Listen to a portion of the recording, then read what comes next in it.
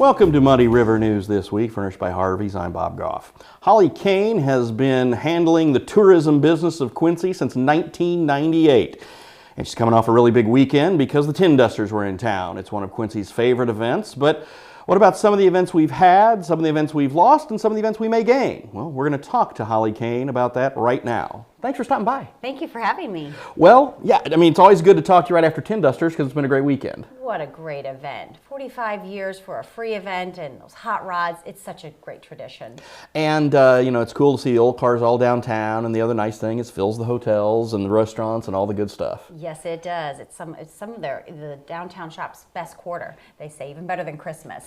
Well, and that's, kind of your job is to make sure the hotels are happy and the restaurants are happy and all that stuff. So when you look at that and when you try to look at bringing events to town, what is the way you sell Quincy? What's the way you can go to some trade show and say, you really need to have your widget convention here? What makes that work? Well, our convention center helps, having that open exhibition space with hotels right next door. So we are working on a few bids right now, and they want to be in one hotel. So we're grateful for the former Holiday Inn, the Atrium, because it does have 145 rooms and the rooms we need to have everybody under one roof. So that has been very helpful. And then to have the ease of transportation. You can get here with Cape Air, Amtrak, our interstate. So some of those transportation needs have been very helpful. I know we're down to about 800 rooms. We'd like to be at 1,000. But, to have the larger properties is really what we need to get some of those conventions under one roof. And a story that's what we need. Yeah, and a story that David Adam did a couple of weeks ago that you had talked to him about, and Mayor Tropin mentioned, hey, we're trying to bring in more hotels. And you've said for years, 1,000's kind of the magic number, right? It is. It is. It's the magic number that we can say we've got these rooms for overflow, but really, again, having that one full-service hotel is very vital at this time. We're seeing that for many conventions. Looking at next year and in 2 years, they want everybody under one roof, but they want a downtown where they can walk and they can go to other activities right there in walking distance. How long do people generally book out? Is it 1 or 2 years, or how's that kind of work when you're trying to bring in an event? It all depends. I'm working on one now that's going to be next September. I'm working on another one that's in 2 years. So it just really depends on that state conference or that organizer or where they're at or where they were and where they're not going to be. And so they're all different. And when you're looking at this, when you talk about trying to get it from, if it's been in another community for a long time and like, look, hey, give Quincy a try. What's kind of the barometer? What are the other cities that we kind of compete against for that? Peoria. There are a lot of the ones that we compete with are right here in Illinois. So we are competing with our friends in tourism, and I know them face to face, and I see them at meetings. I just saw them all last week. There are 39 convention bureaus around the state that are certified, and they are my friends and colleagues. But hey, when it's business time, we're all competing, and we're all trying to get that either sporting event or meeting or convention, and again, leisure visitors. So we're a full-service bureau covering motor coach, sports, tourism, and leisure events. So my marketing hat goes very diverse. And it's not only just Illinois though. There's other events that if somebody across the river or up north has one. I mean, if they're going to say, hey, we want to try Illinois, then you might be competing against them to bring in something from out of state too. Yes, and with COVID last year, it was different with the Q-Town tournaments that had a $1.8 million economic impact to our community. And you saw those baseball teams in the city, 9 weekends, spring and summer. Well, with COVID, they went to some Missouri venues the year before, and we were thankful they came back to Quincy. It's a local organizer, and we didn't want them to get used to some of those venues over there and stay there. So we're really thankful for that tournament and planning those events for next summer now. We had talked to Darren Dodd about that, and just when I was on the park board, one of the things that I really wanted to do, and the board agreed, and the staff was like, let's make sure we get turf on all these fields, so we can have these events in. And now there are 3 that we have now, and it makes it real easy for Darren or for Rich Pollock or whoever says, hey, I got a tournament I can bring to town. When you take a look at what's there, and with Q Stadium and with QND, you've really got 5 full turf fields that you can have major tournaments. And the Mormon complex is ideal for families. I mean, the lake and the paddle boats and the mini golf, and the little son can do something else, and the batting cages, and it's all right there. And what a great, we're very thankful for the Park District and what they're doing with trails. And how about the bike park? Are you going to try that? I don't bike much. No. No. No. No. I want to. I walk the trails, but I'm every not going to time bike I see park. it, I'm No. like, I can do it. I can do it. No, But I would hurt myself, so we don't want to do that. Because, Okay, you know, I now if I were probably doing would it under a story, and so I'm going to do a story on this, and I hurt myself, then maybe I could file workman's comp. No, I'm not no, going to go but that route. viral. So. It could go YouTube. It Get could- your kids out there and let's do something. We've got something here. But the, you know, again, that's the trail. I mean, everybody thinks, you know, when you talk about the trails, it's great for all the local folks and the people who pay, you know, their bills to the Quincy Park District, because those trails, I mean, they're not cheap to put in. No. Do they really draw in people from outside to come to those, though? It's very much a local thing, but I've been on that trail board since it started because I know once the trail expands and becomes more and larger, it is going to be a tool. We're working with Amtrak's 50th anniversary right now this year, and when that trail can go to that station, I'm going to be a lot happier because I've seen people walking with their suitcases along the road, in the gravel, in the grass. And when we can promote, you know, you can take your bike on Amtrak, get on the trail, and then become more. So I know there's a future for our trails, and I know the more. It's a great way to promote Quincy, to live here too. Yeah. They're very popular as far as, you know, people using the usage on the trails. So they're growing, and yes, we stand ready to promote those when they get a little bit larger. But going from the riverfront now clear to the 24th Street, that's a good. They need a little bit of a connection from where it is now at Parker Heights area, and I know that's one of the things that the park boards looked at because they really had to make a decision. Because it's going to be a little bit of a challenge to get across 24th. It's going to be a little bit easier if they just say, hey, let's go south on Bonansinga and connect to Kessler in that area. So I think that's I'm really that's anxious what that Bob Bangert wetland can be. That was my first job growing up, and I worked the soccer games there before. Yes, and. But, you know, pretty swampy, pretty mosquito-y, not much, not great turf there. Yeah, no, it was the bugs would carry the kids off. That was I remember that was a bad thing too. So I'm glad. I thought that was an excellent new use for that. And when we talk about the trails and going to the riverfront, and that's a lot of things right now. You know, I know I was part of the original committee that started to kind of look at and put it together. But I know that it's a thing that a lot of people like. Hey, it's great, but boy, that's going to be expensive. But how can an enhanced riverfront help us tourism-wise? It really can. We need those destination drivers. You know, the 6th Street Promenade as well. We have such a large downtown. It's hard to focus visitors. Give them one place to start and shop and look. You know, we've done the Main Street Mile, promoting our mile in Quincy that has arts, history, homes, culture, parks, you know, all right there. But let's have that riverfront to be a central driving point for visitors. Your biggest challenge, though, I've said for years, and a lot of people, I mean, it's no secret, it's the Hampshire Street Hill. You're right. Oh, I hate it. To when try I to ride my figure bike. out a way to how can we make it so Yes. people can get there and back easier, whether it's you know, a series of golf carts or a trolley or something like that. Can we figure out something that can get them from there to Washington Square? Right. And bring back a sky ride. But that is a hindrance because, you know, unlike our friends in Hannibal where it's all flat and it's all there, we've got the hill we have to contend with. And I know that's one of the things in the Grand Master Plan is to build this stairway that makes the walk easier, and that's all well and good, but still, while the vision it's good to have that vision, but the practicality, it's going to take some time to implement. You're right. You're right. And the empty shell on the riverfront, I'm ready for that to be filled. You know, so Hey, all you have to do is write a right check, there. Holly. If you write a check, you can have it and do whatever you want with it. Put whatever you want in there. Yes. It'd be great because, again, and I know the city's also trying to figure out what they're going to do with the water plant. We talked to Chuck Bevelheimer about that the last time he was on, and we said, hey, you're trying to make all of that work and all come together.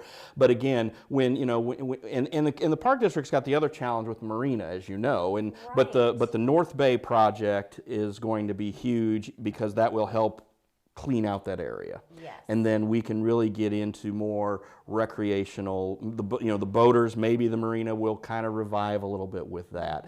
And I know that one of the things that you guys have heavily promoted is usage on the river, especially the kayaks. And I believe the Park District's going to enhance that a little more, it sounds like. Yes, well, we loved our Kayak Quincy program where we were teaching, you know, we've got the natural bay here. Many places don't have that natural bay away from the main channel, so it's safe. So we did that program for 5 years and taught so many people how to, you know, invest in how to do it safely so they could buy their own. But we would love to bring kayaks back. We're kind of waiting to see what the park district will do there with the marina, but we would love that program to get people on the water.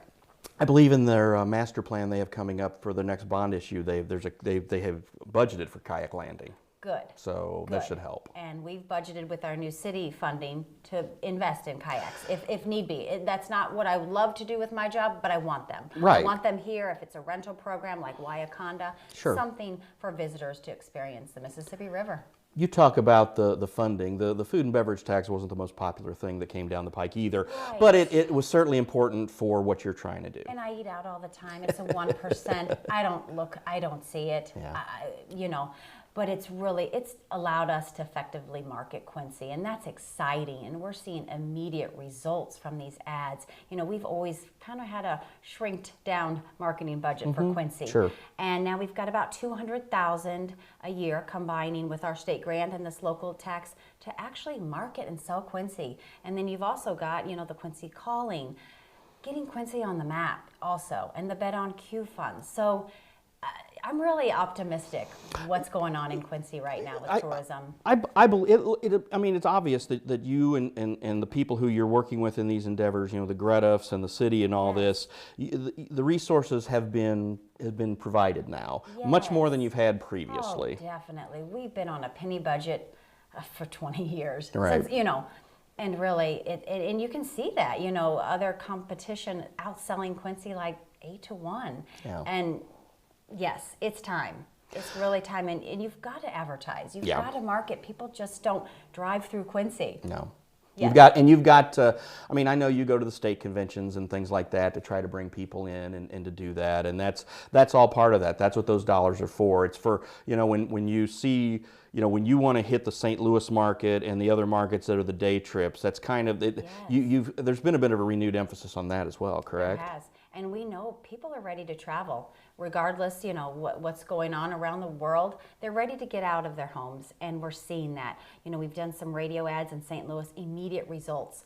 We had people at our visitor center after some dialogue on the radio that morning, in our visitor center that afternoon, and it's immediate. We've seen bookings already, international visitors from some ads done. So the ads are working, and it's encouraging to see that. It's long overdue. Well, and again, I think it's just people have to recognize that there has to be an outreach. There has to be a way to do that. We can all sit here and say we have this wonderful little town, but unless you tell people why it's wonderful and tell people what they want to come here, and of course the locals sit here, well, is there anything to do? But there's plenty to do if you just want to get off your couch and go do something. There are every weekend, and so many free attractions. We have 11 museums, and I know when I speak to local groups, that's why we did our 50 Great Things to See and Do about 10, 12 years ago. It was the locals that they're checking off the list. Many people come in, they've never been in the Villa Catherine. It's beautiful, and we're seeing that. And so, yes, we know there are plenty things to see and do here. First Arts Council. I mean, I could go on and on. Right. Don't Yeah. need me to. No, that's fine. That's why you're here. So, but Yes. again, I think it's just a point that we wanted to talk to you, just kind of see, especially with this renewed effort and the extra funding that your group's been given. And again, it's not like you have the biggest staff in the world. It's not like you've got the most money in the world. No. But still, you're able to do more now than you were 5 years ago. Definitely, yes. We're able to effectively market the city. You know, I am the only full-time person, so yes, it's a lot of hats I wear, but really it is encouraging to see. And also, you know, locals coming out with these new dollars to host conventions here. Right. Help us, you know, invest, and we're seeing a lot of that. We're seeing the investment in our downtown, young people moving back here, starting up businesses, refurbishing buildings. You know, the patio was a great example. Right. And then what that fosters, the hotel, you know, the boutique hotel coming. We've got 41 Airbnb rooms. You know, who knew you could stay on a mansion on Main Street, right there at 18th and Main. You can stay there for the night. So the experiences are really what we're wanting to sell, and those are really coming along nicely. I think, you know, again, when we had talked about the hotel situation earlier, and then, like you said, the one that the Taninger company is putting in here, do we have any idea on how many rooms that's going to be yet? That's a smaller property. I thought it was like under 20 rooms, if I remember, 16 or so. But But anybody who stayed in a boutique hotel like in Chicago and stuff, and you recognize what that is, it's really neat, and it's neat to get off the beaten path. And again, if you get a 20 here and you get 140 here and 100 here, you've hit your 1,000. Yes, and something again, there was a time not long ago we had no B&Bs. So if that's your niche or that's your market, we didn't have them to offer, and now we've got the two right there on Main, the Inn on Main, or the Lighthouse Inn, and then we've also got the Gas Lamp Inn, and so those are good experiences, and those are things that people share and they tell. When I was on the board, Barb Holthouse was on the board with me. It was her idea, I think, and we brought it up. But the liability was to have the Lorenzo Bull has like this apartment, was to turn that into a B&B. Yes. But it was like the staff was concerned about the liability issues. So and it's like, okay, and plus the whole competitive thing. It's like you're competing against other B&Bs, and it's like I get that. So, but again, I think you're right in the fact that when people come to Quincy and they say, okay, do I just want to just stay and get my points at a Holiday Inn? Yes. Or do I want to go someplace cool and hang out for a night or two? I think people make those choices, but the key is though letting people know that those choices and options are there. Right.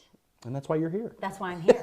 And my easiest sell is the tree houses in Nauvoo. You can stay in a tree house 40 minutes away and have a staycation here, and enjoy that time away from everything. So no. We've got some great assets in our community, and hunting season's coming. Yeah, that's huge. That's a whole nother niche. So, well, because you also work with Pike, some of the surrounding counties as well, right? Are counties that we promote through our grant. Yes. And I know that in Pike County, obviously, deer season's huge, and it's coming up right now, or coming up, be here before you know it. But when people want to find out what's going on in Quincy, they should just go to your website, right? SeeQuincy.com. We are in the process of a brand new website. Good. Our current one is 10 years old, but you can still go there and get all of we've got 8 driving tours of the city. So if you need something, you don't want to get out of your car, but you want to explore some new attractions, they're all right there. Abundant architecture, Father Tolton, we're working on a new Father Tolton guide, our gateway city. So yes, there's a wide expanse of things you can do from our website. I know that right now there's a lot of discussion about what's going to happen with with Father Tolton becoming a saint, but also we have obviously a couple of great locations here, which we could do. St. Boniface. Yeah, and which is a beautiful church, and I've had a child baptized there, and lucky it's a great. Yeah, our oldest was when we attended there, and it's a beautiful. And I hope that turns into something. If that were to be like the shrine or the headquarters or the focal point, because then you could be there, and it's like, well, if you want to go to Brush Creek, then you just drive over to Brush Creek and see that church. Yes. So yeah, I think that has an outstanding. If somebody's got the vision and the wherewithal, I think that could be a really another feather in our cap. I do too. I do too. Another great asset. All right. Well, thank you for your time as always. Look forward to doing this again. And again, have a happy tourism season as it continues, because it's really year round. Yes, it is. It's full time. And we're excited to be fully funded. Thanks, Holly. So thank you. That's Holly Cain with the Quincy Convention and Visitors Bureau. I'm Bob Goff. Thanks for watching.